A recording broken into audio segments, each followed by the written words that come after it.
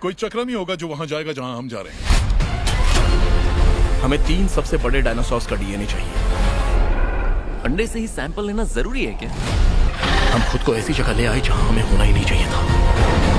तो गाइज यार, adventure movies Hollywood का एक ऐसा जॉनरा है जिसे देखना हम में से हर कोई पसंद करता है। और बस इसी वजह से आज मैं आपको हॉलीवुड की टॉप 10 बेहतरीन मूवीज के बारे में बताने वाला हूं, जिनके अंदर आपको काफी कमाल का एडवेंचर एक्सप्लोर करने को मिलेगा। और सबसे अच्छी बात, ये सारी ही मूवीज आपको हाई क्वालिटी हिंदी डबिंग के साथ देखने को मिल जाएगी। तो बस इसीलिए अगर आप भी मेरी तरह एडवेंचर मूवीज देखना पसंद करते हो तो इस वीडियो को बिना स्किप के एंड तक जरूर देखना, ताकि आप इनमें से किसी भी अच्छी मूवी को मिस ना कर दो। तुम तो एक एडवेंचर पे जाना चाहते थे ना? वो हमेशा नामुमकिन सी ख्याली चीजों के पीछे दौड़ती रहती है।